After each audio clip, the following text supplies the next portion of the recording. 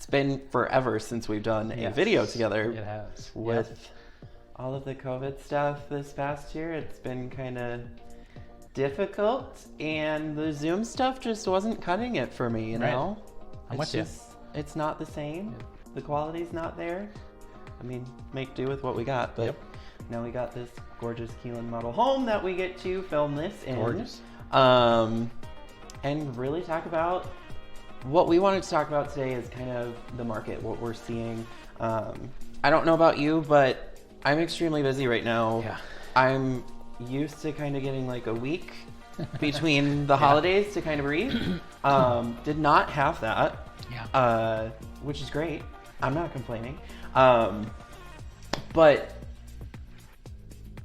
okay, I don't know where to go from there. So, well, I think this is not your typical January. You know? It's not. It really feels like spring market still. Right. Even more powerful than the spring market.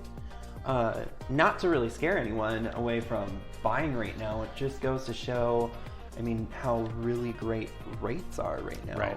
Right. I mean, what are you seeing those at? Yeah, so I mean, and I feel like for years we've been talking about rates, but then every year we see this little decrease, And now, I mean, I've been in the business 17 years. This is the lowest that 30-year fixed rates have been at in my career. Yeah. And that's 17 years. That's a long time. Yeah. So, I mean, when you see a 30-year fixed rate in the twos, that's typically in years past, it's only on a 15-year or 10-year or something, Yeah. So to see that, it really drives things. And really, when you think about, going from 3 1/4 to 2 3/4, that can be a $30,000-$40,000 swing in your budget potentially. So, and I mean, also rates are just something that's always at the top of the list, or a talking point for everybody. Like people just seem to kind of realize that, hey, rates are really down right now, and what does that mean for me? Well, and especially like people are just so hyper fixed on the sale price. And they're like, oh my gosh, it's so much. Yeah. But when you factor in the rate, you have to think about what is that rate doing for you? And with it being this low, I mean, affordability is at an all-time high. Which is really hard for people to grasp. But right now, in such a fast-paced market that we're still seeing, one of the most important things is going to be your pre-approval.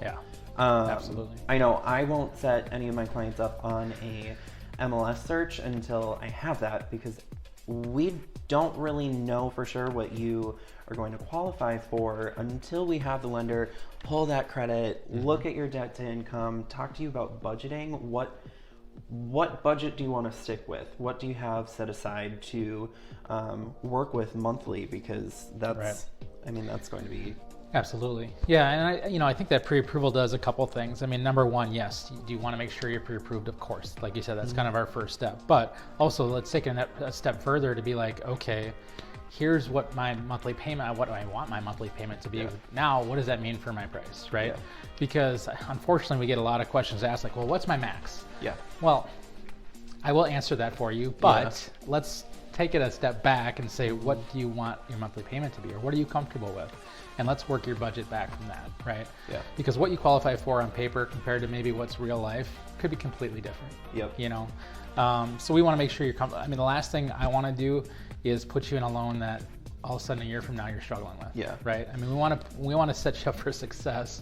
Especially like for all of us who have lived through, the crash in 2008 and seeing, friends and family, parents being house broke and being underwater.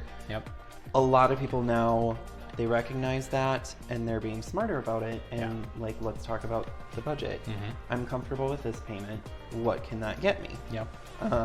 Well, and going back to that point about parents and family and stuff, I mean, so much has changed since then from a lending perspective too, that maybe getting advice from your parents or family member might not be the exact right thing if they don't know where we're at now.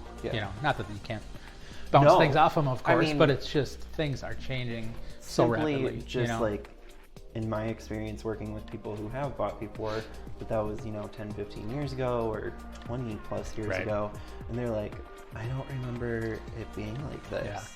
Right. There is a heck of a lot more that goes into it, but that's for your protection.